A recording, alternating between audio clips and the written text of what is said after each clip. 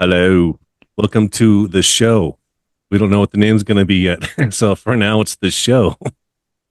Yeah, we want to change it to make it one cohesive, awesome project because it ain't just my show. It's our show. We should call that, right? It'll We be the new name will be our show. Yeah, Nice and that's so simple, simple, isn't it? right? Our show. Our Welcome to show. our show. Why not? Welcome to our show, everybody. It's pretty simple. So this evening, Sharon, how are you doing? First and foremost, or Yeah, I'm good. Bit yeah, achy, but I'm good. a good day. We're going to talk to Tina Munro, more than likely, hopefully, because you know how phone calls could be. She'd call any moment. I did video chat with her twice today, and she's prompting me on what she wants. So I'm pretty sure. hmm Only because you know how it goes with having interviews when they're incarcerated. It's sometimes they can't, it's beyond their control if they can make it or not. Yeah, Right. absolutely. So it's funny. And she's prompting me on what she wants as far as the title. And it's actually pretty cool. This is not going to be like Robert Bartle's interview where she's definitely going to talk about the crime that she was adrift of, not necessarily part of. hmm And I introduced her to the term clickbait. She'd never heard of this clickbait before for Oh, YouTube. okay. Yep. Yep. And she wants the title California Freeway Killer, Tina Monroe Tells All. Oh, That's what she created herself. okay. She wants Bill Bonin's van in there somewhere. Okay. She wants for like the title when I do it, she wants kind of like bloody title, maybe like Halloween type thing. So she's going whole hog on this. So anything that you Really? see as she talks about, it's not me exploiting her. This is all Tina. This is what she wants. Okay. I'm gonna put that Okay. out there, Okay. right? Because say, I thought we're not doing that kind of stuff. It's I'm cool with it, you know. Yeah. No, if she wants to talk about it, that's absolutely fine. As long as everyone knows we're not pushing her and yep, if she wants Exactly. to tell her story, Yeah, everything you then that's see, yeah. and if you think like, what are you guys doing? Like, you know, making it all bloody and stuff. That's because that's what Tina wants. And And of course, I think between the two of you, you definitely know more about Tina's case than I do. So, do you have any initial Yes. thoughts that you want to get started on while we wait? Um, no, I mean, Tina will probably cover it all, but like, Right. I'll just mention that we did write a book together. That's what we should Um, talk about right so there. a lot of the information she tells you will probably be in that book. Um, Freeway Fear, the Drifter, the Victims, and Bonin, which tells Tina's story. It's very cool. Um, yeah. So So, she's a large part of your book? yeah, so she's the first three chapters, and then we go into the other accomplices in Bonin. Every one of the victims has their own chapter to learn about them as a people, as a person. Um, but forewarning, it those chapters are graphic. They do go into the crime quite deeply, and it can be traumatizing for some. Fair So enough. I don't advise reading it if you are easily Squeamish, triggered, triggered, squeamish, squeamish. easily triggered. If you've had your own trauma of the Okay. same sort, I would definitely not suggest reading it. That's a good word. That's Which fair enough is warning. But I Yeah, I feel mean, I that, want people to buy my book, but I don't want to trigger people. So, because it is, yes, those crimes that William Bonner committed are absolutely horrendous. yeah, And they are honestly some of the worst I've ever really. read about. Yeah, they are awful. Who would you compare him to, if anybody? I know out of the three freeway killers with Randy Kraft and Pat Kearney. If you, I don't know if you know their Yes, cases.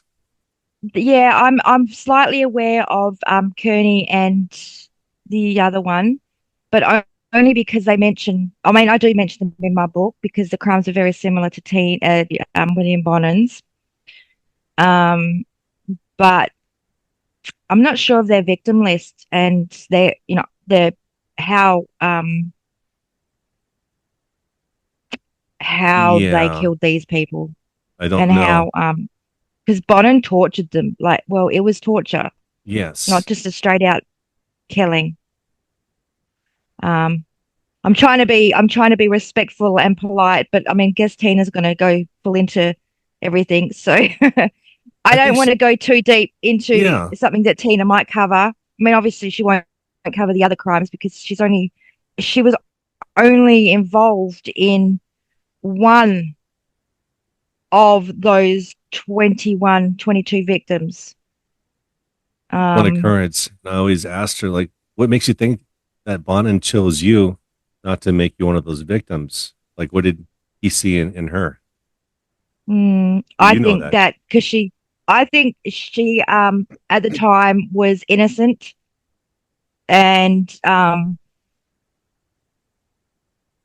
easily manipulated. There's that part because some of the other ones, they were just picked at random. It was so quick. Mm, He made that choice not to yeah. make it quick with Tina. He ended up spending time with her, right? Didn't he kind of pull up and say, "Don't you want to come to my, was it Yeah. his mom's house Yeah. for the So, weekend?" yeah. So he invited her, yeah, back to the mum's house for the weekend, for a, a fun weekend. And I guess he saw that he could manipulate her. Yeah. Um, so that changed. And he was alone at this point. So maybe because he didn't have another accomplice with him, that's why Tina maybe survived. Because it seems like Did Bonin needed someone to well, help. at that point when he picked up Tina, he was alone. Yeah. He did already have accomplices because Tina met them later. Um, but we met one of them later. Um, I was more as far as but the yeah, moment. There was nobody else in the car with them. So I'm thinking that maybe that's why, because he didn't have no. help in the immediate moment, Well, perhaps. yeah. I mean, Tina's quite tall. So yeah, it might be that he thought he couldn't overpower her, Right. possibly, at the time. That's things that we think about. What made her lucky, special? I don't know. She's Yeah, lucky to be well, alive, yeah, she's lucky to be alive, but yeah, not lucky having for to her spend that current much time in situation. prison. Yeah. Mm, yeah, so It yeah. hasn't Um, called yet. Let's pause it right here. We'll come back. At least we can pause it and come back real quick. And give me a thumbs up when we're ready to start. 5, 4, 3, 2, 1. Good evening, ladies and gentlemen. Tonight, you are about to hear the true, untold story of the notorious Freeway Killer that took place in 1972 to 1980. All right. We're ready, Tina. The man that I'm about to talk about, besides myself, is the convicted and executed serial killer by the name of William George Bonin. Back in 1979, William George Bonin decided once he was released from Pescadero State Hospital that he would no longer want to go back to prison ever again. So he said he will not leave witnesses alive again, and he decided to start killing his victims after he had sex with them. The reasons why he was killing them and taking his co-defendants along with him was because he did not want to get caught. So he did different methods in each individual murder that I'm about to talk about. We will begin tonight it was May 23rd of 1980. I was hitchhiking from a small town called St. Clair, Michigan, where I grew up as a special educational child.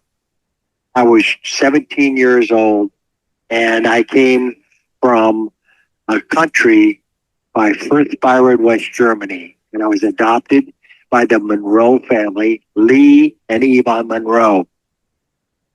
I started running away from home as a child because I was mistreated because I was adopted by that family of Lee and Yvonne Munro. So I started hitchhiking out here to California and decided to make a life for my own self. So when I came out here to California, I started drifting one state to another, and I wound up in this town called Hollywood. Hollywood was filled full of male prostitution, female prostitution, gays, lesbian, transgenders, whatever it was. That was a scene back in 78, 79, and 1980. And you had young kids from 15 years old all the way up to 23, 25, maybe 30 years old, selling their bodies to make money, to make ends meet, sleeping in cardboard boxes. When I came out here May 23rd, 1980, I hitchhiked from that town, and I met the William George Bonin that afternoon at 5 o'clock in the evening. He pulled up in a blue Chevette, and he said, Are you looking for a place to stay? I said, yes, I am. I said, why? Who do you live with? And he said, oh, I live with my mother and my two brothers, and my dad comes home on weekends. I go, okay, you seem safe enough. I'll go ahead and go with you for the weekend. I need a place to stay because I sleep in cardboard boxes. He said, okay, so you come with me. So he went inside a small building called the Gay Community Center in West Hollywood and told a lady in there that he was going to take me home. So I got in his blue Chevette, and I told him I was hungry because it's been 3-4 days before I was able to eat something in my belly because I was trying to panhandle and get all the food I could. So he took me, and he says, I will stop off at a store right around the corner from my house. I go, okay, that sounds good. So we pulled over in a little sandwich shop, and it had submarine sandwiches and little burger things and everything. I said, oh, this is cool. So I got a Coca-Cola and a submarine sandwich. And he says, hey, look, would you like to have a job? I go, sure, I would like to have one. He goes, well, I drive tractor trailer. I go, oh my God, I would love to do that. I've been fantasizing about doing that all my life because I used to watch movies like Smokey and the Bandit. I used to love all the truck driving movies. I love truck driving and all that because I fell in love with 18-wheelers cruising up and down the highways. I said, someday I want to be like that. I want to be a trucker. So I sat there, and I got there, and he says, okay, fine, I'll take you to my boss. I go, okay. He goes, let me call him right now. I go, would you? He says, yeah. So I said, okay. So he picks up the phone, and he says, hey, Dad Delhammer. Hey, Dad, this is Bill. I got an old Army buddy of mine that just come home from service. He needs a job. I'm thinking to myself, oh, my God, this guy's lying to this guy? Are you serious? Tell him the truth. Tell him the truth. He goes, shh, don't say nothing. Don't say nothing. So he tells him, and he goes, bring him in Monday. I go, okay. He said, okay, no problem. I said, great, I got me a job. I get to drive trucks. Yeah, I'm so happy. So then I sat there. I said, okay, cool. So I go home with him. Nobody's in the house, but his mom is sitting there on a recliner watching news. And she looks at me. She gives me the weirdest, funny look like that at me. And I said, oh my God, why is she looking at me like that? She always does that. I go, okay. So Bill says, hey, this is Alice. This is Jim. Jim, this is my mom, Alice. I go, hi, how you doing? Nice lady, elderly woman, and she's about 63, 65 years old, somewhere in that area. I go, what do you do? She goes, I'm a nurse at the VA hospital. I take care of my husband. I go, oh, that's cool. That's great. So we sat there and we talked for a minute, and then he goes, come on. So we went into his bedroom, and I lay down on my belly, and he fucked me in my butt because I was given, he says, that's the only way I could stay there is have sex with him. I said, okay, I'll try that. It didn't hurt. So I said, okay, he didn't hurt me or anything. And I copulated him and had sex with him and everything. So I said, can I get a little bit of money so I can buy cigarettes and stuff? He goes, yeah, here, I'll give you some cigarettes and stuff. I go, okay, cool. So he gave me some cigarettes. And then, so the next day he takes me to his boss, and everything went well that night. The next day he takes me to his boss at the trucking company. We fill out some papers and everything. Everything runs fine and no problem. And then he get off of work and he shows me around all his new gay friends and everything. And he's showing me around town saying, look at me, I got Jim Munro, a nice long blonde hair, brown blondish hair, young 18 years old kid, and I said, okay, why is he showing me off like a toy? Okay, whatever. So he says, hey, how would you like to be a blonde? Would you ever? And I go, yeah, why? He goes, I like to have your hair dyed blonde. I go, okay, no problem. So he takes me to his store and he says he gets his hair dyed and he makes my hair all blonde. And I go, okay, if that's what you're into, no problem. Blondes have more fun, I guess, women with big boobs and stuff and everything. And I said, all right. And I love women to have blonde hair, and every time I turned around, every woman out there that I seen, 99% of them had big tits. And I said, yeah, it is true. Blondes have more fun. And I was always into that kind of scene. I said, I love it. So anyways, we go to work, we come home and everything's cool. So we get the next day, we finally get a run on June 1st to Oakland. It's a long haul. So we're sitting on a curb trying to get a ride back from dropping off a tractor trailer. And he says, hey, Jim, how would you like to go out, pick up a hitchhiker, have sex with him, and then kill him? I said, yeah, right. Go ahead. You're full of shit, man. He goes, no, seriously, I'd like to do that. Would you like to do that? Yeah, whatever. Yeah, right. Okay. So I said like that. I thought the guy was bullshitting. I didn't take him serious. I said we're smoking a cigarette. I'm drinking a beer. I'm halfway buzzed. I wasn't paying attention too much to him. I thought the guy was bullshitting. So, anyways, so he says, okay, tomorrow after work, we'll do that. I go, whatever. So we finally get home about 8 o'clock at night and we go to sleep. Next day, we go to work. I forgot all about what the hell he said. I figured, okay, hey, whatever, nice day. We're busy driving around 18-wheelers, dropping them off.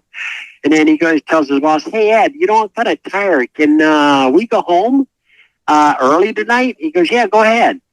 So we get home. It's about 4:30, 4:45. And we're driving all the way home in the green 1974 Ford Ecoline van that he owns. And we're driving down the road on Barstone Boulevard, and all of a sudden he sees this hitchhiker.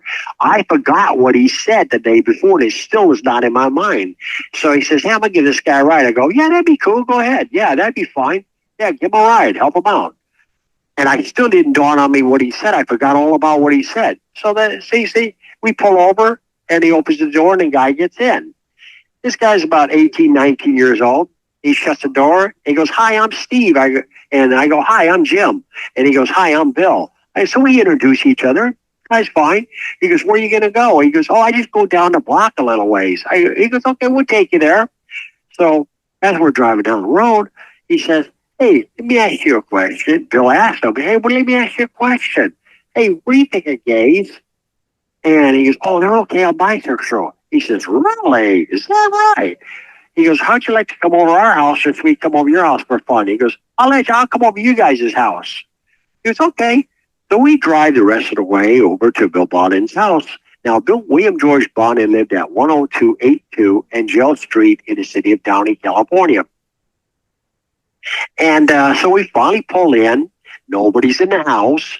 And we pull up in the driveway. And then the next thing you know, he tells me to go get some hamburger meat. Gives me $5. He goes, go get some hamburger meat. We'll make some hamburgers for later. I go, okay, no problem. So I said, okay, fine. So I get back in the van. Stephen Wells and William Bonin go in the house. Now I pull out of the driveway. I go down the street, and some 8-tracks fall down on the floor. So I pull over, put my Mercy flashers on, and I pick them up. Now, when I raise my head back up, there's a Downey cop sitting there. I go, oh, fuck, there's a Downey cop, son of a bitch. So I roll down the window and go, yeah, what's up? Can I help you? He goes, let me see your license. I go, I ain't got no license, man. I'm only 18 years old. He goes, where you live? I go, I don't live nowhere. I'm staying with this guy named Bill, where I don't know his last name, but he lives right around the corner there. He goes, we'll take that van back to his house and wait for an adult driver. I go, okay, no problem. Yes, sir, officer, no problem. So it still don't dawn on me exactly what he said the day before. I don't know I still can't comprehend what he said. So I pull in the driveway. I go in, and Bill Bonin comes to the door. He goes, what happened? I go, oh, cops stopped me. Where are they? I go, oh, they're nowhere around. They just told me I can't drive nobody around no more or drive no car or nothing till I get a driver's license. He goes, we'll go to the store tomorrow. I go, okay, no problem. So I sit there. I said, okay, fine. So he says, hey, you want to have some fun? He goes, come here. So I follow him into his mother's bedroom, and Stephen Wells is laying on his belly, butt naked. He goes, you want to have some fun? I go, man, I'm not into all that. I don't want to do none of that. I'm going to go watch Happy Days. It's 5 o'clock. So I go into the living room. I sit down. I open up a beer. I'll fire me up a Marlboro cigarette. And we're going to take a quick break. I got 55 seconds. I will call you right back. All right, Tina, we'll be here. Okay, I'll call you right back. All right. Wow. I might still keep this recording. That's I have a question for her when she comes back about. Yep. So yeah, that's the All first. I've got to say is redheads have more fun than blondes, I believe. There you go. Yeah, I've always preferred redheads as well. I like when my wife dyes her hair red. Yeah. Yeah. You would think, though, that having Tina pulled over by the police would have just put the brakes on everything that was going on, wouldn't you? You would. You think it puts Scary and Bonin specifically, right? You'd think that, I don't know, I would just be paranoid they'd be watching. All right, we're back Not on. that I would. How we looking? We're looking good. I have a question. We might have a couple questions for you before you start. Okay, go ahead. So, the first person that you came across, they asked him, I'm curious, do you think that Bonin did he target people that were bisexual, or did it not matter as long as that they were gay or bisexual? Because it seems like maybe he had more of an interest or rage towards killing them. That is correct. Yeah, it was bisexual. Yeah, gays and bisexual. Yeah, yes. He could just picture and look at somebody and say, you know what, he looks gay. This guy looks gay. You know what? Like, he looks like real feminine, so I'm gonna pick him up. That's the type he was looking for. Do you think it matters? Well, I was more curious if did he prefer their bisexual to actually maybe kill them? Were there some people that he would let go? Because when he picked you up, Sharon and I are talking about, he lets you live, and maybe it's because because I escaped from him. Yes, that's why. You think that he eventually would have killed you? You think? Yes, he made a comment in a New York Times, an article in a magazine, one of the old magazines, that he was going to kill me, but in his own time. Got it. You were just a toy, and someone used to help him for a moment, so it wasn't going to be a full on relationship or a full on future accomplice, because he had other accomplices that were maybe he would have killed them too eventually. Yes. Yes. All right. And Sharon did want to mention that she feels that redheads have more fun than blondes. Actually,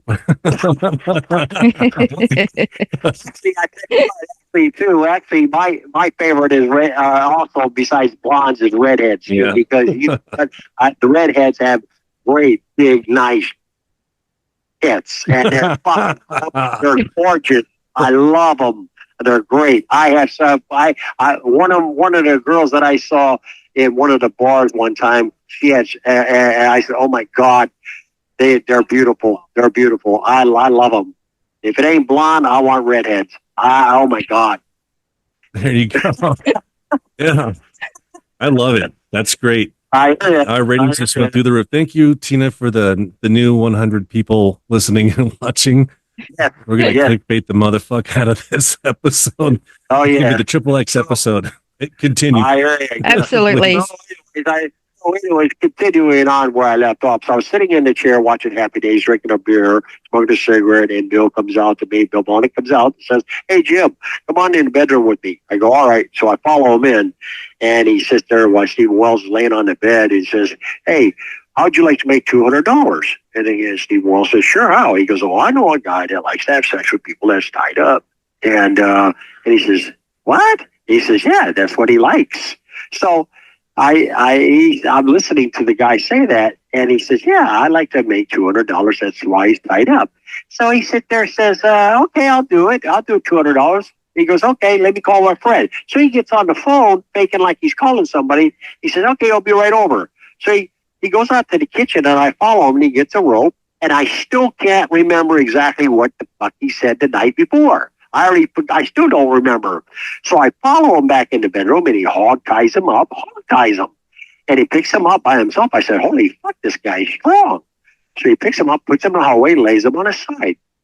And he's laying there and he says, hey, Jim, go get his pants and stuff. I go, okay, no problem. So I go get his pants and I bring it to him. And he starts going through Steve Wells's pants, got his wallet and stuff, and said, hey, what's this for? What's this for? How much money you got? And Steve Wells says, hey, if it's money you guys want, I'll just write you guys a check. This ain't your guys' house, is it? And he goes, no, we just broke into it. Bill Bonin said this. So he goes, okay, no problem.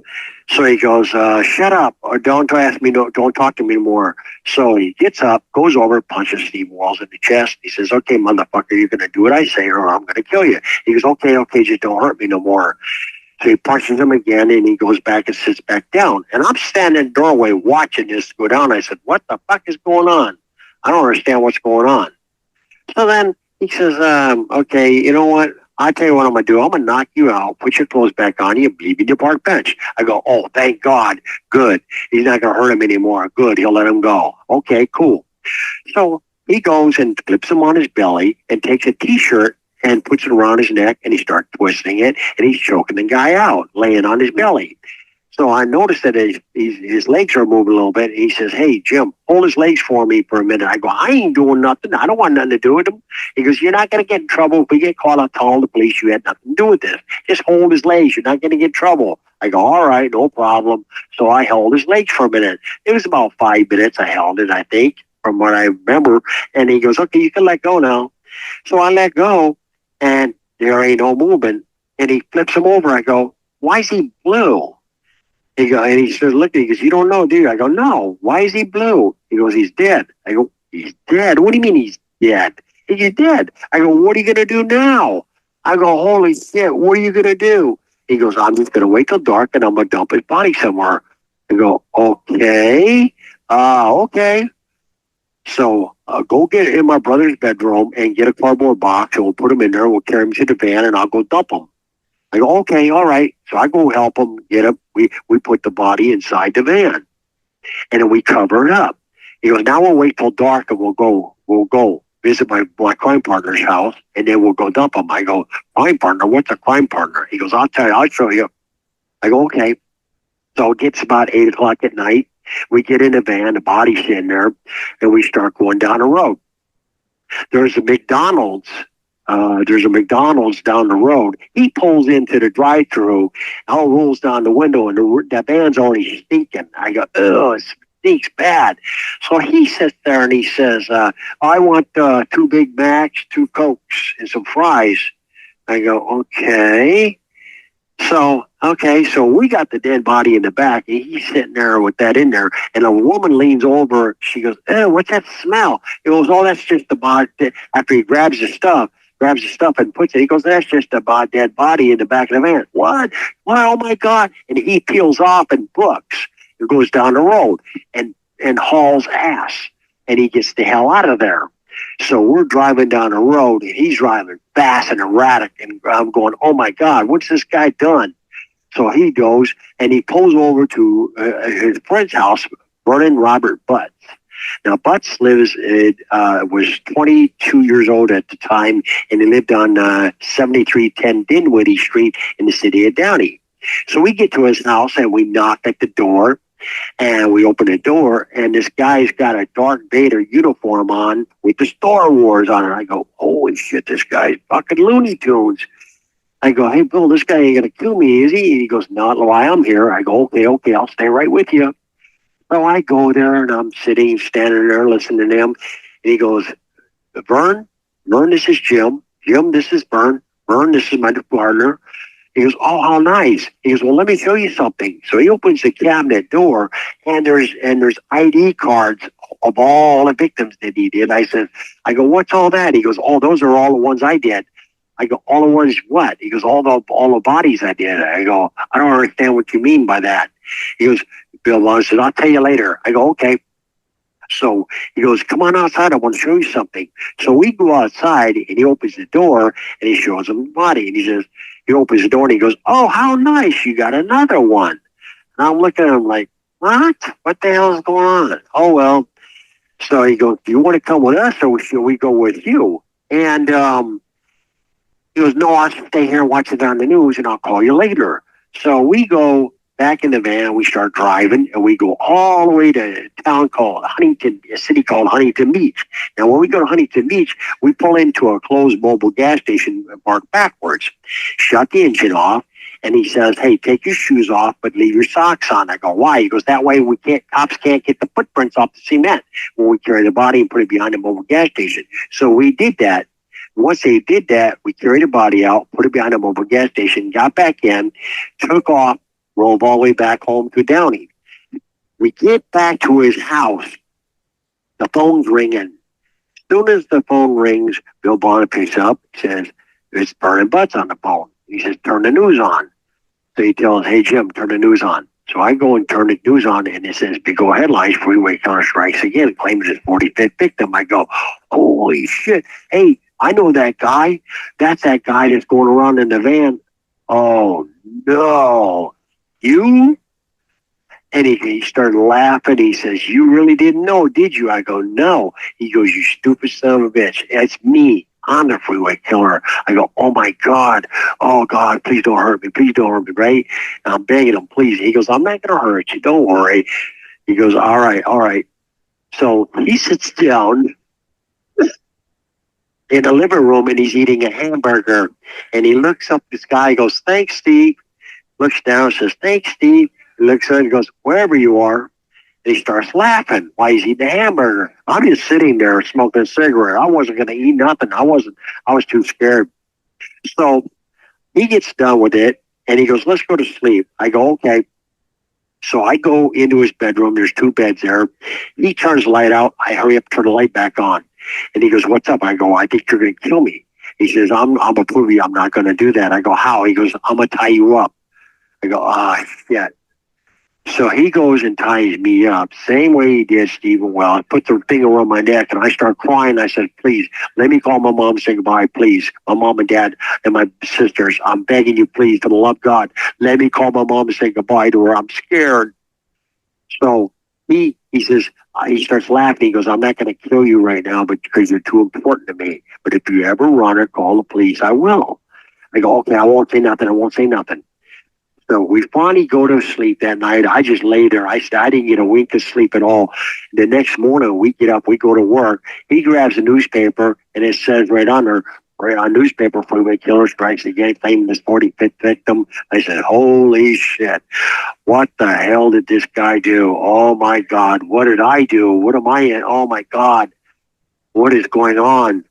So so finally, he goes to work and I go to work again and I have to stay with him all the way until June 12th. Now on June 12th, that day, he sat there because I couldn't get away from him. I was trying to figure a way to how to steal his car, get away from him and everything. And wherever he went, I had to be with him at all times. I couldn't escape him. So on June 12th, finally, his boss told him, "You take a 18-wheeler, go one way. Munro, you stay in the office and wait for him to come back." "I'll go, no problem." So as soon as he took off, I waited about 10 minutes. As soon as 10 minutes went by, I got in his car and I stole it and I booked. I ran all the way down to a city called Long Beach, and I hid down there at my old ex-girlfriend's house, Tammy Capps. Now I got there and I hid in there. So the next day I go back to work and I turn the radio on and it says that he got arrested. I said, "Hey, that's the guy, Bill. That's the guy that got arrested." And they looked at each other and they go, "Yeah, he got arrested." I go, "Okay, give me my money. I quit the job. I want my money." So they give me my money and I got back in the car and I drove to the border and I just dumped the car. And I left it there, and I started hitchhiking all the way back to Michigan. Okay, we're going to take a quick break, and I'll call you right back. Sounds good. We'll be here for you, Tina. Okay. Absolutely. Yeah. I was going to say, man, Bill Bonin definitely created his own McDonald's Happy Meal. What was it? Oh my God. Yeah. 2 Big Macs, 2 Cokes. Yep. Oh my goodness. Yeah. Those- That's What's their logo? I'm that. smelling it, is what they say. Oh, that's, That's yeah. not I good. just, Yeah. no. Yeah. The I mean, balls. yeah. I Bill. know. He obviously didn't think he was ever going to get caught. Like, he was just so brazen. And I mean, Yeah. just hearing Tina talk now, you can tell why Bill chose Tina. He could manipulate her. He could, make her believe stuff like, I will do this. You won't get into trouble. You'll be fine. Um, just it's insane. All right, we're back. Just insane. Yeah. That's insane. We were talking about while you were gone that Bill Bonin made his own Happy Meal at McDonald's with the 2 Big Macs and a Coke. And then they could saying that, instead of I'm loving it, I'm smelling it in the back of the van. I know that's a bad, dark joke, but this is the things I'm thinking of. Yes. That's crazy. Let me, No. before you start again, I have a question. So you obviously only saw him unalive one person, and he was using a shirt to strangle him. Yes. That seems that pops up here and there with other people.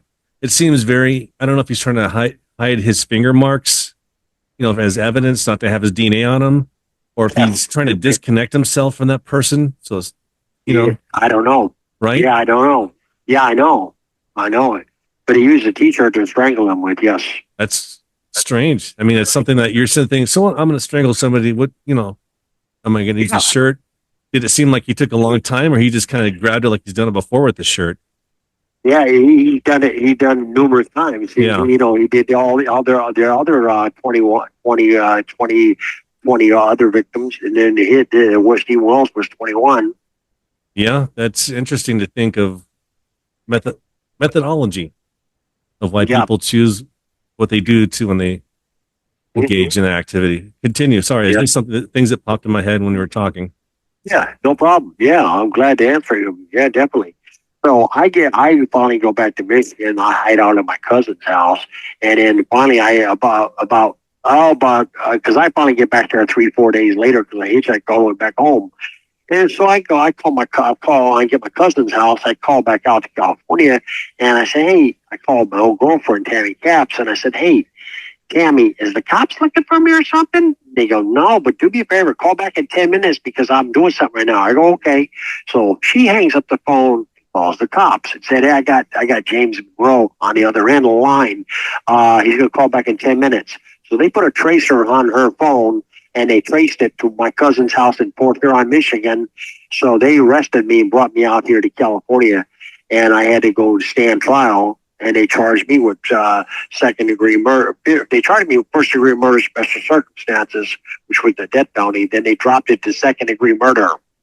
And they gave me 50 days. And then they convicted me, and they forced me to plead guilty to second-degree murder. I didn't even want to plead guilty to second-degree.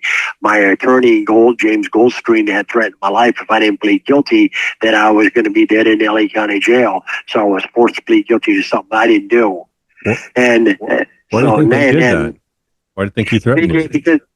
Because they wanted to do anything they can to make sure that they get a conviction on Bill Bonin. Any way and anyhow, they wanted all the co-defendants to testify against Bill Bonin and make sure that they got the death penalty. Interesting. Oh yeah, there's a lot of that in the book. There's Sarah McQuillan had wrote a book. I love her very much for that. She wrote a book, and if anybody wants to buy it, please do. And it has pictures of everything, all the crime scenes, and everything that you need to know is in her book. And if you guys want to write to me, then just write to Tina Munro, Munro, and my prison CDC number is C44535, and I'm at P.O. Box 409089.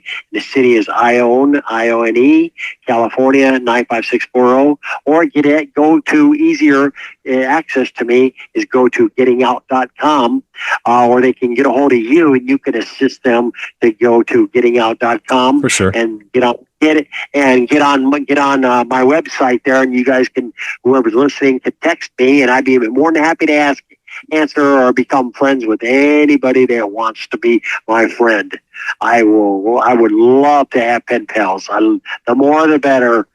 The more the better, because and I will be always open and honest with anybody who writes. And if you ask Sharon or Jeff right here, I don't play games with anybody or anything, and I don't lie. I'm always honest with people, and I just want to have friendship. I don't add, So Yes. please do get a hold of me. You're a great pen pal, and you mentioned that soon, and I still have one of your art piece that we need to put up for sale. I've had that in my possession for a while. And I think you might be sending some others. So if and when. Sharon has some also that she has that she probably is going to wind up selling, and I can send her some more very shortly also. So yes, most definitely. It does. Now, so thank you for sharing the story. I know that it can't be easy to have to rehash that all the time, to tell people what happened. It's not, but you know what? It's where it's basically, I want to get the story out to people because I want them to know the real truth. And I've sat here for 45 years in prison, and it's very, very rough in here as far as living conditions. People think that it's all hunky dory in here, that we got it made, cable TV, the food's so good in here, everything. And I tell you what, the food here, when you eat it, it looks back at you. It's uncooked. We don't get what people think we get. You got a 6-inch ladle of food with corn. You got a little bit of meat. You got a hamburger. All our meat is soy, so we get soy hamburger. You get a little handful of salad dressing on a tray with salad. So we don't get that. That's not good. I couldn't handle soy. I wouldn't eat. I would. Yes. Oh, Everything's the stomach. Yeah, we got hot coffee. You got low fat milk, and so that's low fat milk and water that's recycled. We drink the recycled water here. Oh, good Lord. I know. So people think here that Mill Creek State Prison is it's horrifying here. Conditions. And yeah, well, we have you because I wanted you to tell these two stories for the longest time. I don't know if you're willing to, but I want to hear. And I think has Sharon. Have you heard the snowman story and the blow up doll story? No, Tina hasn't told me that one. Are you willing to? Yeah. So what happened was my aunt, when I was growing up as a kid, came in my room one day. I had a friend of mine had given me a woman blow up doll one time.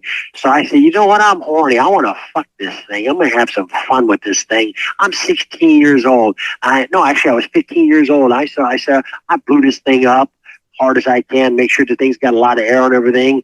And back in the 70s, that's how the blow up dolls were. So I'm in my room, and I wait till my mom and dad go to bed, and my aunt's up there next room over. So I'm in there in my room. I'm having fun, humping this motherfucking thing, having fun with this damn thing. All of a sudden, my aunt comes in, and the next morning, she comes walking in. What the fuck are you doing? I'm humping this thing. And she caught me having sex with the blow up doll. I used to joke with you. She probably smelled burning rubber, and she could hear squeaking sounds. He kept hearing squeak, squeak, squeak, squeak, squeak. What the hell is that noise? And I go, it's burning, man. I'm humping the damn thing. I'm tearing this doll up, man. I know this thing's great. I'm having fun with this thing. I'm holding on to this woman's titties, rubber titties and shit while I'm fucking shit. Oh my God. I'm hammering the shit out of her. I said, yeah, this is fun. So that's what happened with the blow-up doll. Now, what happened with the snowman thing, I'm in the Federal Bureau of Prisons one day, and these secretaries kept fucking with me. So I said, okay, I'm going to get them. So what I did was I made a snowman.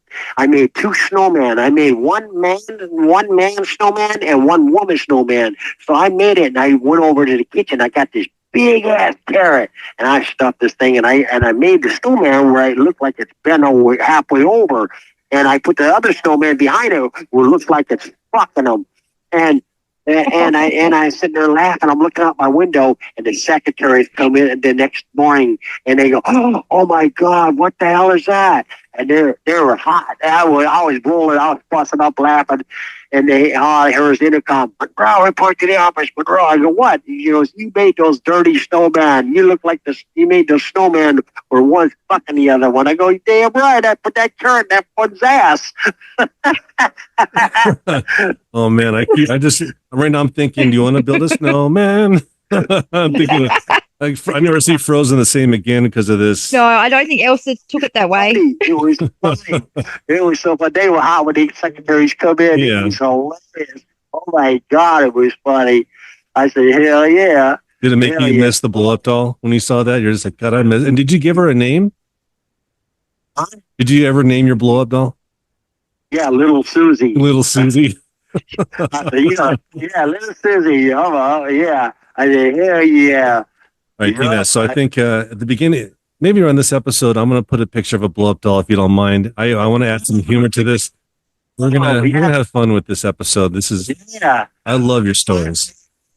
If I can't, I won't be able to get a copy of it if you put that up there. Right. Yeah. Yeah. Well, otherwise, yeah. I mean, for the viewers, you could do it, but not for me. Right. Yeah. Right. Yeah. You could do that for them. Yeah. But yeah, that would be funny. Oh yeah, that's hilarious. Yeah, no, I never forgot that. My aunt saw her. She was like this. I feel like that when she busted me. Oh, I was on top The viewers of that. can't see you, so Tina did this. She did the old face of a blow up doll. I translated for you, Tina. You make sure because only I can see you. Okay, nobody else can't see me. No, this is all audio. Okay. But so yeah, you got it. Okay.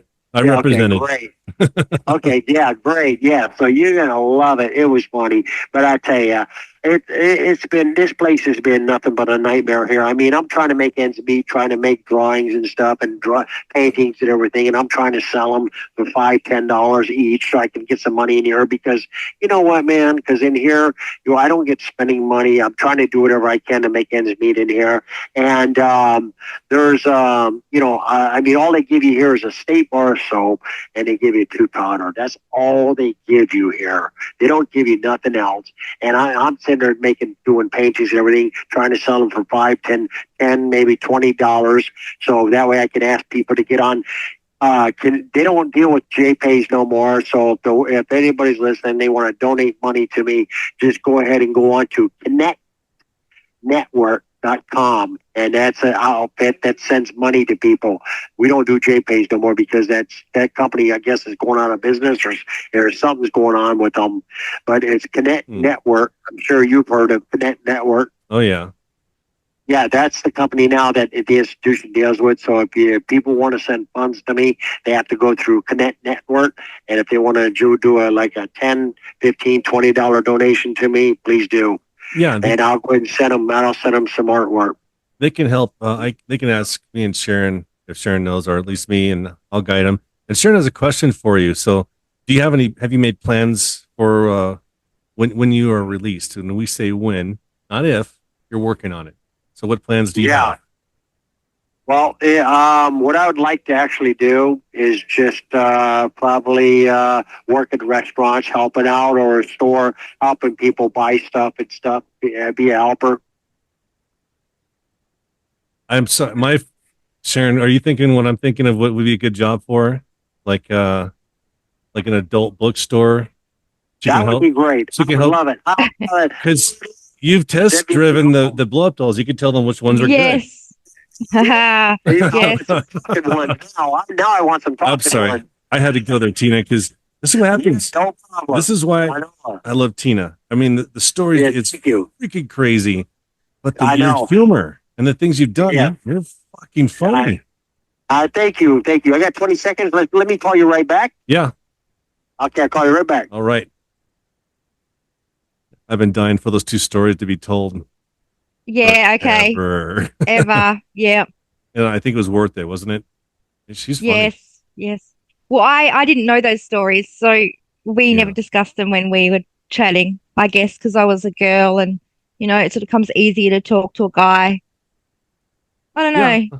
Yeah, maybe. You seem like you can hang with the dudes, right? You don't seem, me. You're easily offended. You have a good humor. Oh no, I'm not offended at all. Right. I'm No. yeah. I got more So, male friends than female friends because I'm yeah. more yeah. Yeah. I'm always the wingman for them. That works. Yeah. When I was, here she, let's come back here. My younger days of being single, having a female friend as your wingman is the best. It helps. Anyways, Oh, absolutely. yeah. So yeah, Yeah. Those stories always taking it. And Sharon said that was the first time she heard that. And I was kind of surprised. Or you talk softer with Sharon? yes, I do. You do? Yes. You don't have, Yeah. apparently, you don't have to hold back anymore. Okay. She's good. But you're respectful. I like that. But Yeah. I hear you. Yeah. I try to, with all the female viewers out there or anybody, I try to be very 1,000% respectful. Oh, yeah. I try watch my language and everything because I'm not trying to be offensive to anybody where they think, No. you got nothing but a potty mouth and everything. And I love Sharon. I love Sharon very much. I mean, she's one beautiful woman, I tell you. And let's put it like this, I tell you what, to be honest with you, I don't know if she's still on there, but I tell you what, Kim, her other half is lucky. He is so lucky to have her because you know what? She's my type. I tell you, she's gorgeous. She is gorgeous. Oh. I'd have married her in a second. Oh my God. Sharon said she loves you too. She's hot. There you go. Oh. So, very good. there you go. Yeah. So Yeah. I mean, yeah. But that's why I was so scared to be so more close to her like that because I didn't want to say something that would be offending to her or be offensive to her other half or anything or be disrespectful. That's why I never ever wanted to be that I mean. As I'm talking to you right now, I had to be I love her and I'm very comfortable talking with her and everything. And I love talking to her. We laugh all the time with her and everything, have fun and everything. But I had to always be very careful of what I said because I don't want her other half being offended or to think that I was trying to get at her to cause problems. That's what I was saying. I'm always respectful towards her. Well, let's do this. So anytime you could tell me the jokes and I'll refer them to Sharon respectfully. That way, if you want to keep that nice dignity in a relationship that way. Is she still listening? Oh yeah. No, she's here. She's here. Everything, every word. Okay. Well, okay. Okay. Well, now she knows. So yeah, I no worries. No worries. Problem. Okay. Yeah, I hear you. Well, So she was gonna hear anyways because our listeners heard and it's recorded, so it's gonna go back and listen. So I hope I didn't embarrass you. No, everything's good. Okay, good. Yeah, no worries. Good. Okay, good. Yeah, okay. Yeah, I'm glad she liked what I said to her. So yeah, she was. Yeah, see, I'm all blushy. She's blushy. She said you got her all flustered. Okay. Yeah, I'm a little bit too. I'm a little flustered too. I'll join in. I hear you. Yeah, I hear you. I mean, yeah. Listen, if any pen pal that reaches out to you, and if they're sensitive, why the hell are they a pen pal? Yeah, I know. So let me talk freely. Exactly. Let me talk freely and be myself and be comfortable talking. I'm not here trying to take somebody away from somebody or anything. I just want to be me. I just want to be me and have fun. I'm more worried about what people would say to you. That's why I get protective. Like, no, yeah. They could, let's put it like this. People can, the more people are upfront and they ask me any question in the world, I have no problem with that. Just ask me anything. I will never, ever, ever get offended or anything.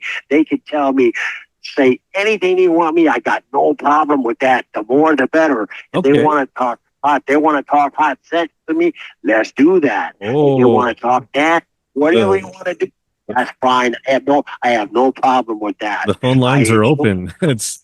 I enjoy it. And let's put it like this. I tell you what, if the viewers are out there, we're listening right now, if one of you want to sit there and hook up with me as a friend and then get closer and closer and closer to something kind of relationship jumps off, I'm here for you.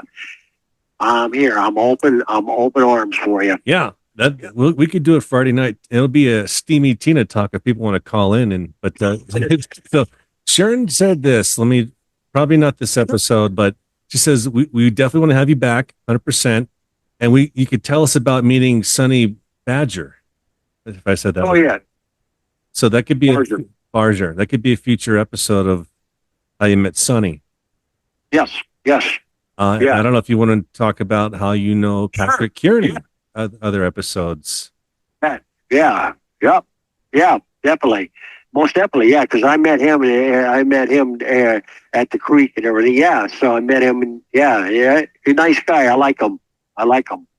Yeah, he was pretty cool. Pat's pretty cool.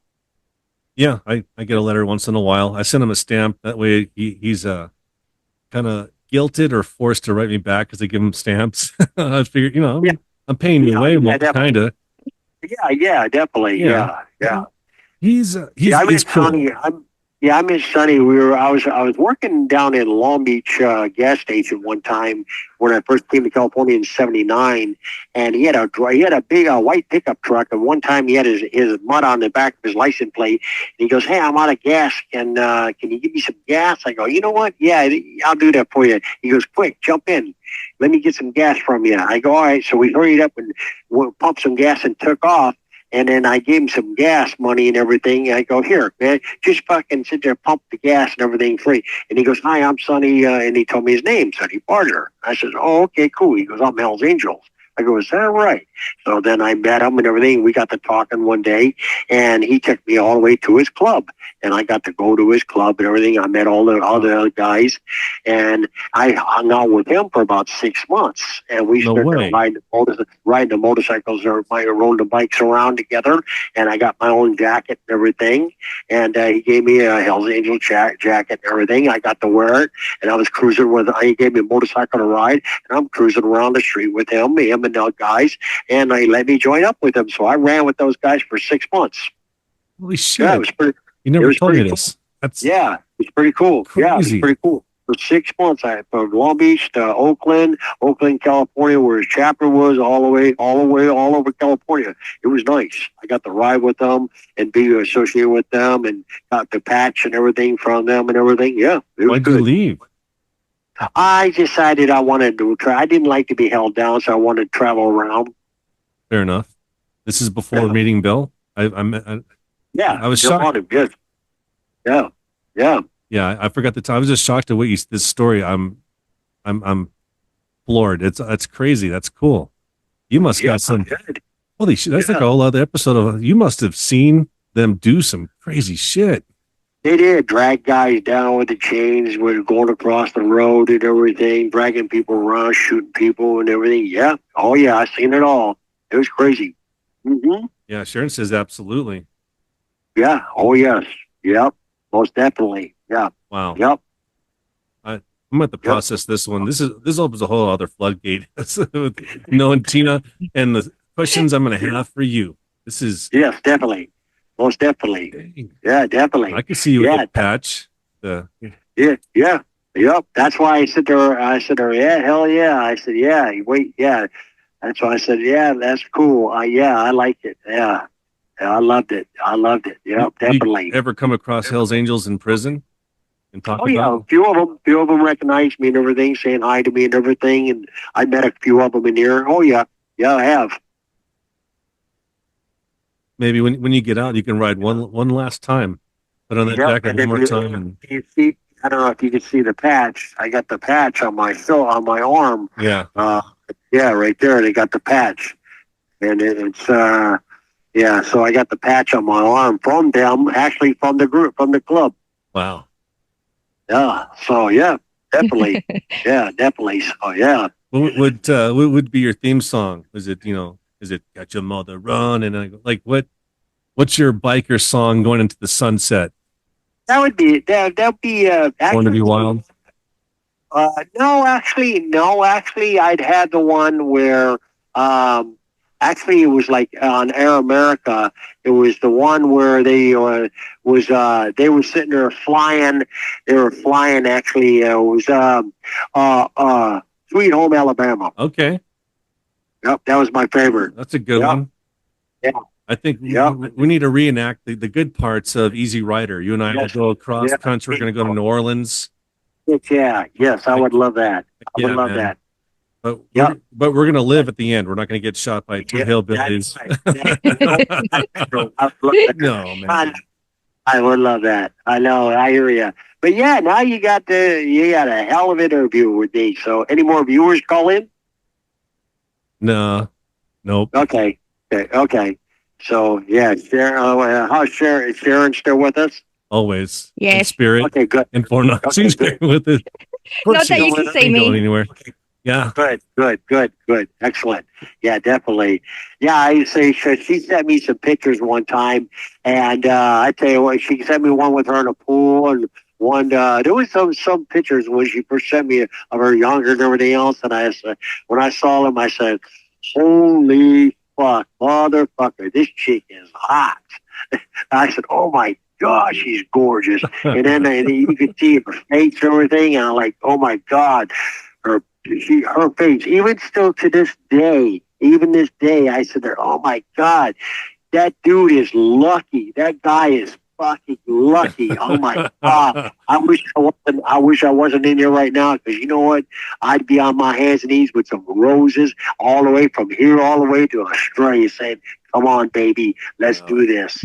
It's Oh cool. my God. So Sharon's a Oh, yeah. redhead. Her face matches her hair color right now. I can't even tell where her face begins and her hair starts. Yeah. Oh, I know it. Yeah, I know it. But yeah. So now, yeah, she probably heard what I just said. Of course she did. Okay, good. Okay. She'll have to Truth text me be her told, the thoughts. truth is out. Yeah, I know. She'll have to text me her thoughts sometime. Oh, she will. You know? Yeah. I hope she does. That'd be good. Yeah, that'd be cool. I tell you, I hear you. But yeah, are you still there? Yes, I'm listening. Yeah. Can you hear me? Okay. Yeah. I can hear you. I had a black screen for a minute. It'll pop back on. Okay. But yeah. And I tell you what, one thing I remember too is that, like when I was on a run, before I got caught, when I was hitchhiking all the way back east, what was it? It was, I wound up in Denver, Colorado. And I tell you what, it was a fun ride. It was a fun ride. I'm sitting there. So, anyways, what happened was, I got to share this with you. So I'm sitting there, and I'm on the highway, and it's nighttime, and it's raining like a motherfucker, right? And I'm down there. I'm in right on the city of what was it? Colorado. Denver. And Denver, right there at the border, right there on the interstate, and a Cadillac pulls over, and there's a blonde chick in there, right? So I get inside, and I shut the door. This chick, I noticed that it's all the way open her, and I said, "This chick got a big test, right?" And I said, "What the fuck is this chick about?" So I'm sitting there, I sit down, and she goes, "Where are you going?" I said, "As far as I can go back east, no problem, because I'm trying to get back to Michigan." So she gave me a ride, right? And she goes, "Oh, your drink's in the back." I go, "Huh?" I'm thinking, "Oh, this motherfucker's got somebody in the back ready to kill me or something, right?" So I get in the back, I look in the back, and there's wine back there and everything. And let me call you right back. Okay. We're here. Wow. Very cool. I love Tina. What can I say? Yeah. What? Oh dear. Well, there you go. Beetroot red. Beat red. No, I know. Yes, I love Tina as a friend. Oh Yes. yeah, of course. Yes. Hey, flattery is great. We'll take Yes. flattery when we can get it. Yes, absolutely. I'm sorry, Jeff. You're just not her type. That's okay. It's all right. I'm okay with that. But I think we just blew your mind with that Sunny Badger. I didn't know that. That's in I don't- that's in the book. I need to read your And book. so I is need to read. this story that she's about to tell us is in the book as well. Okay. Yeah. I'm Yeah, Wow. so that will be a complete another episode, I reckon. Don't we'll you? see. She might keep calling us back I don't know if these are free anymore. This might be sucking on my GTL, which is fine. I don't know. Oh, okay. Sometimes they're free, sometimes they ain't. That's okay. Oh, okay. You know, Well, I'm we just should saying. try and wind it up then. Have this one the last time she calls and Yeah, I have it back some suppose. other time. Yeah, but Otherwise, we'll lose our listeners having to listen for 2 hours. I don't know. With this Although subject, it's I bloody could listen. interesting. Yeah, it's This is pretty a interesting. really interesting episode. Yeah, this takes the cake. I think it'd be great. It'd be Oh, great if we did have we could do like a Instagram live like this, I think.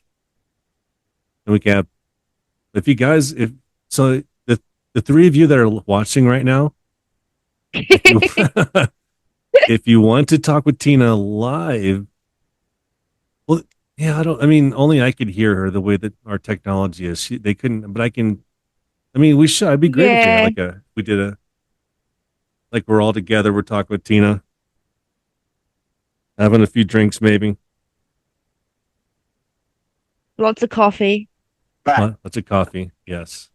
Okay, all right. So yeah, so I'm sitting there drinking this thing with this lady in the van. I mean, in her car, and she goes, "What kind of music do you like?" I go, "Country music." She goes, "So do I. Let's play it." So she plays her country music, old country music, and she starts singing while she's driving and everything.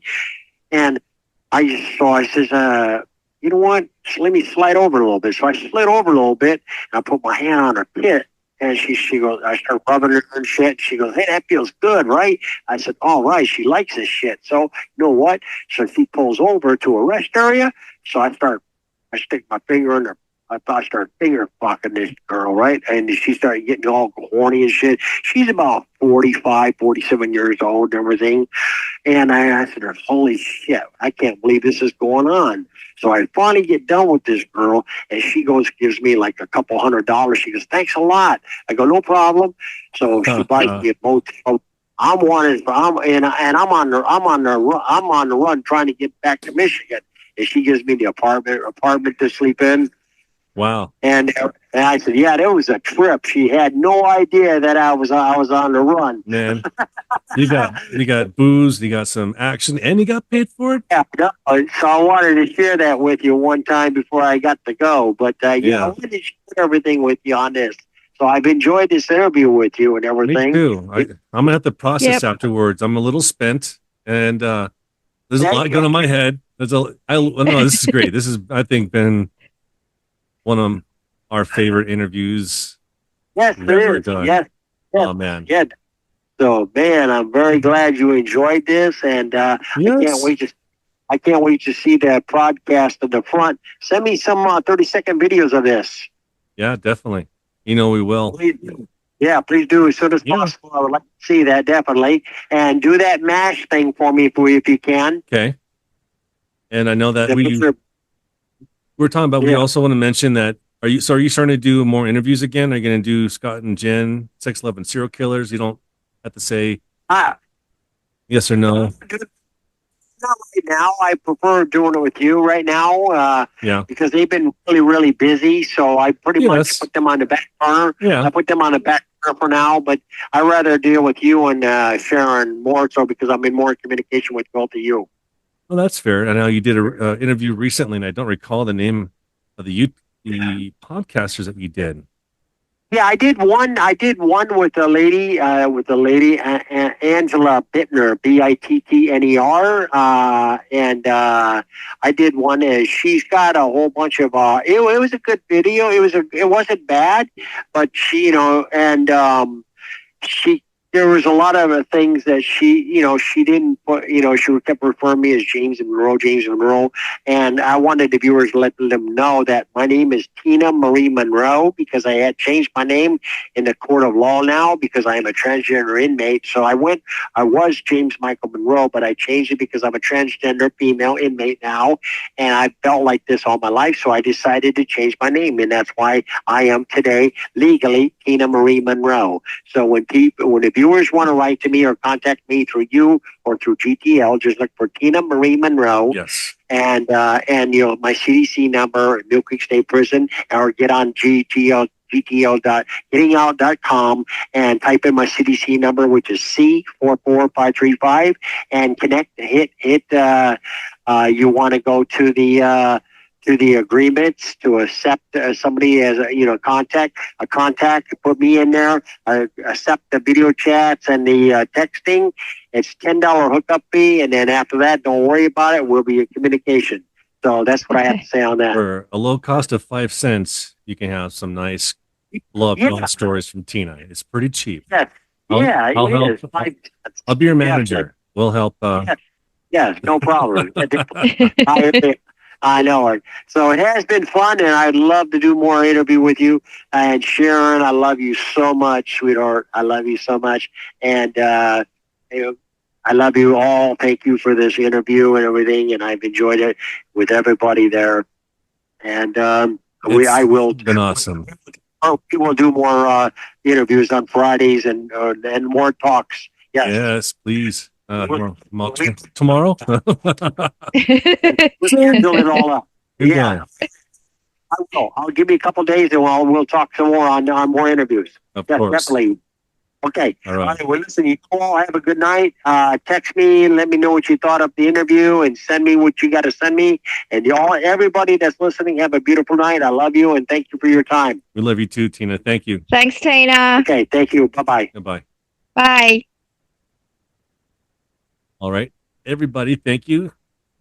If you're not listening still, then why the fuck not? That was great. I don't, yeah. I think we'll leave it at that. What do you think? Yes. You have final thoughts, or just Tina dropped the mic? We should just graze. I'm going bye now. I'm out of here. Thanks, everybody. Bye. Bye.